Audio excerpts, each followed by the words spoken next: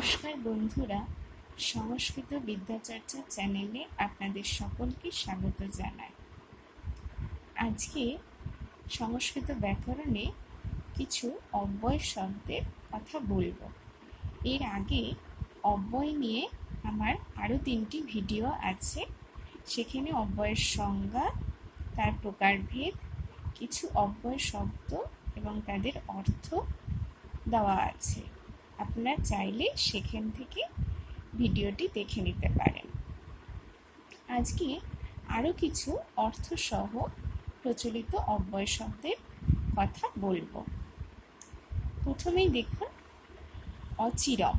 অচিরম মানে শীঘ্র, অর্থাৎ তাড়াতাড়ি, অথবা অথবা।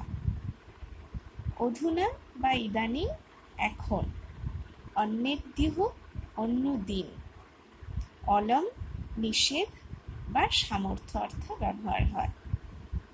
ইব মত। আমরা অব্যয় সম্পর্কে আলোচনার সময় বলেছিলাম অব্যয়ের 3 লিঙ্গে 7 বিভক্তিতে এবং 3 বচনে কোনরূপ পরিবর্তন হয় না, অর্থাৎ অব্যয় শব্দ একই রূপ থাকে। তাহলে এবার পরবর্তীতে দেখা যাচ্ছে ইতস্ততঃ, এদিক, এদিকে, ওদিকে।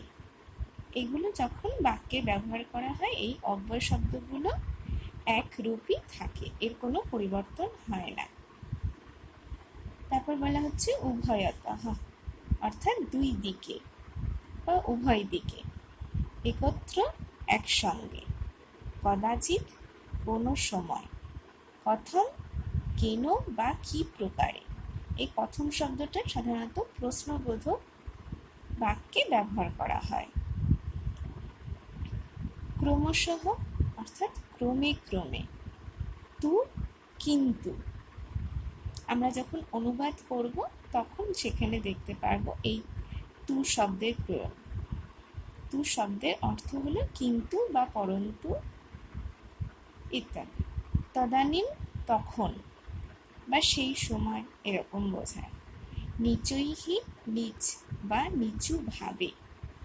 নিতরাম অত্যন্ত, পরম পরে, পশ্চাৎ পেছনে, পুনঃ আবার,